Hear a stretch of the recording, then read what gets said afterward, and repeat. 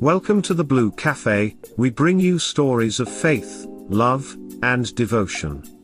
Yeah, just kidding, please help us grow by hitting that like button. Now on to the story. Me, 27M, and my GF, 25F, opened our relationship and have started to lose our spark.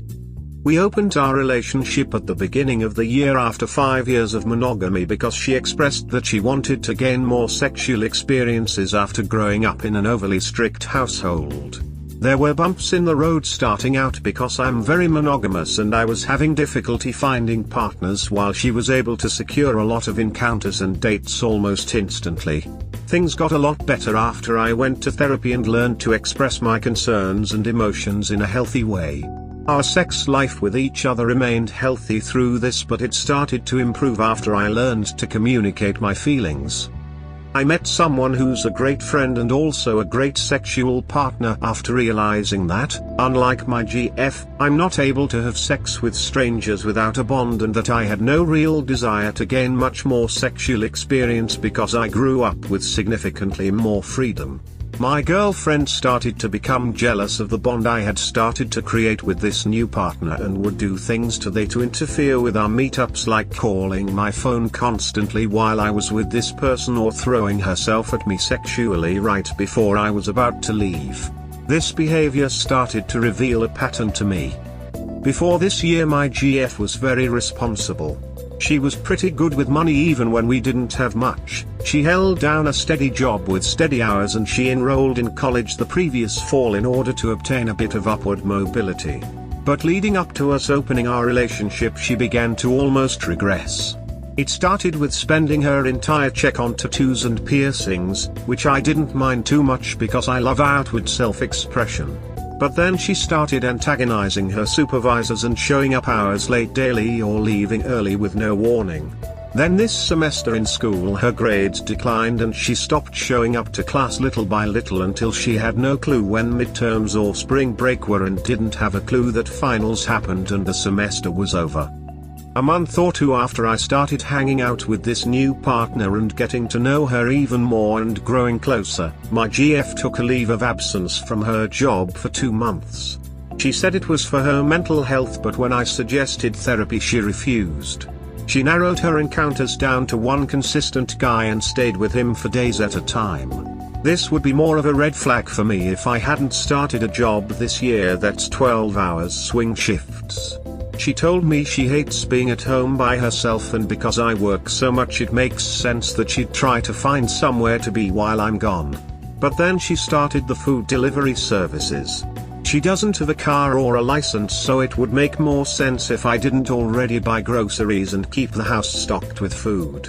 And because she wasn't making any money, she was spending my money. It's as if she has lost all sense of maturity. She gets frustrated when I bring up the money or the fact that when I'm at work and she's home all day she does absolutely nothing except order food and lay in bed. She also shuts down when I attempt to have a healthy conversation about how I feel in our relationship, or she'll say that she doesn't notice anything different and that maybe I'm just making up things in my head.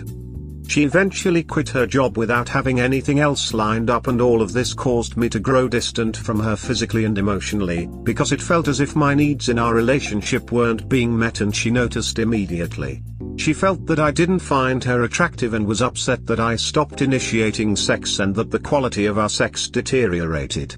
I tried to fix it and express how I felt in the relationship and why it was hard for me to want sex from her, but she kept saying I was just always calling her a problem. So now we don't have sex or even cuddle. We talk a lot still, but mostly about her sexual partner. I hardly see her now. I still try to initiate sex, but she's always tired or on her period or any other excuse, and when she tries to initiate sex, it's usually at the most awkward or inopportune times. All of the intimacy is gone and we haven't had sex in almost 2 months. I want to bring this up to her, but her frustration with these types of talks has pushed her to threaten a breakup, or says she's feeling like I'm never satisfied with her. She says constantly that I'm the man she wants to marry and that she can't see herself with anyone but me. So it's a bit confusing. My working theory right now is that what I need in my life is maturity, and the partner I found is exactly that. Responsible but fun and is all about balance and fairness. On the other hand, my GF is looking for thoughtless fun and availability, and her partner embodies that as well. He has none of his own things, rarely goes to his job, and is easily aroused no matter what. I don't want to leave my GF, and I know who she was and that the person I fell in love with, but I'm not sure that I care for who she is now. We've tossed around the idea of couples therapy once we get our finances back under control, but she doesn't honestly seem very interested in the idea. I'm just not sure what to do at this point. Update number 1, the same day I posted this, she got a call from her mother, who was the main antagonist of her childhood. They've had a sort of surface level relationship since she left home. Her mom said her brother was going through a bit of psychosis due to self-isolation for the better part of his late teens, and that she had some realizations about how she parted with her children and apologized to my GF. It seemed to have unlocked something in her, and she let out a lot of held-in resentment. She asserted to her mom that she's going to start therapy because she's realizing that she's becoming her mother and she doesn't want to hurt people like she was hurt as a child. I'm not sure how much she meant this, being that she was extremely emotional about it, but while on break at her new job that she started last week, she's been applying for a second job, saying that she thinks having so much free time this year has been affecting her negatively, and she wants to work to have some emotional and financial independence. This is all good and well, but a lot of you in the comments have brought up some amazing points, and I think this is ultimately about figuring out what I actually want. I don't think hopping out of one relationship to another is something that'd benefit me or anyone else in the long run, and I realize I do deserve to have some say of my own life and boundaries and desires. But I also know that relationships are work, but that work has to be mutual. I'm going to do a lot of thinking, and I'll update this post if there are any developments. You're not sleeping together. You have no other physical intimacy. She's sleeping with someone else.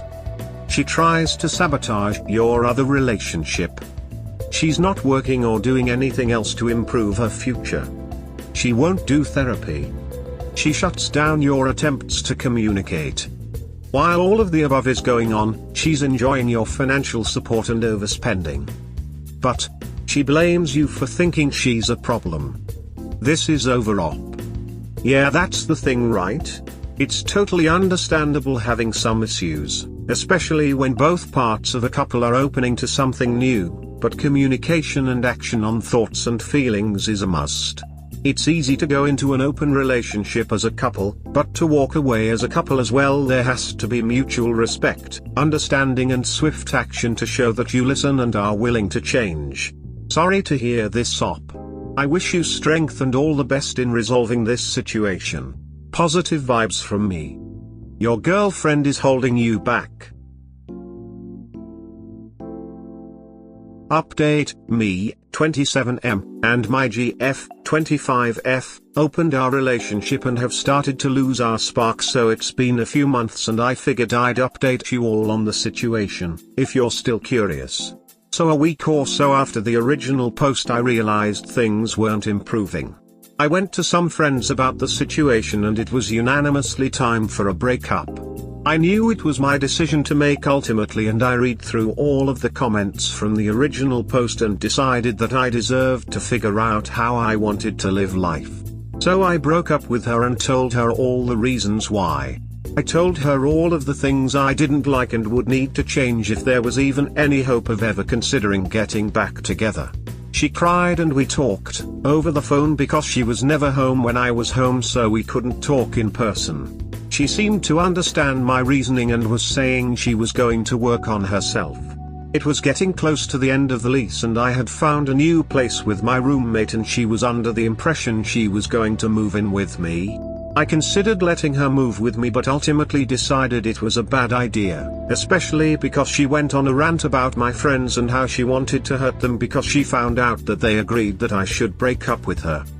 So finally I told her she couldn't move in with me. She went to live with the dude she had been seeing and she kept in contact. She never put forth any effort to improve. She constantly gave me updates of how shitty the guy is and offered me sex on occasions.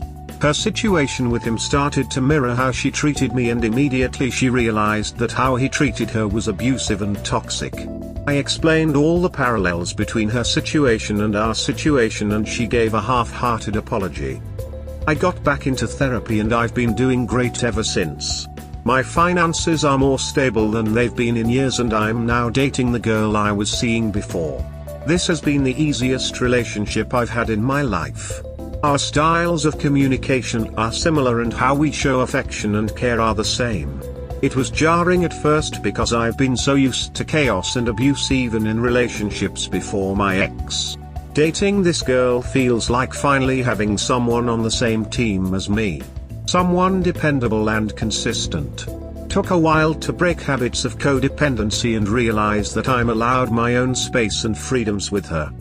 I had to get back into my hobbies, and I started going back to the gym because I had started thinking back over the last 6 years of my life and all of the shit I put up with and sacrificed for my ex, and I kept blowing up on her, and my therapist told me it wasn't healthy for me to channel my frustrations out like that. So I've been a lot more productive and creative these days. TLDR, I broke up with my GF, started dating the girl from the open relationship. I've been genuinely happy for the first time in a long time, if not the happiest I've ever been. I have a new apartment and I'm in therapy working through everything. Thanks for all the comments on the original post. Even the ones that weren't that great. Holy shit, thank God. Good job op. Hoping for the best. And I hope your ex doesn't turn stalker. He needs to block her.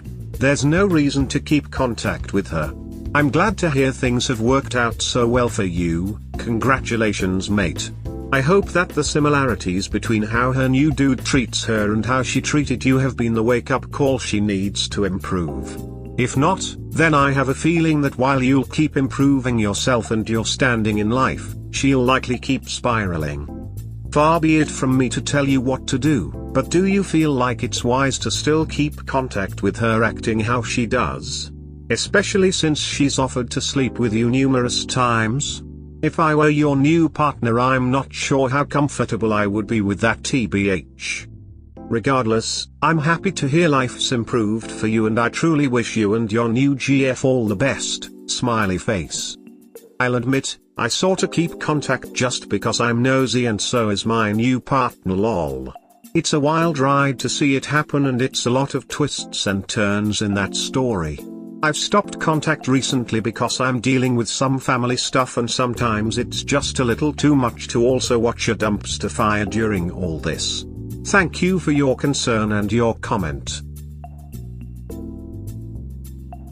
We hope that by sharing these stories with interested folks like you, we can help people recognize the signs of a relationship in trouble, and avoid so many of these heartbreaking situations yourselves.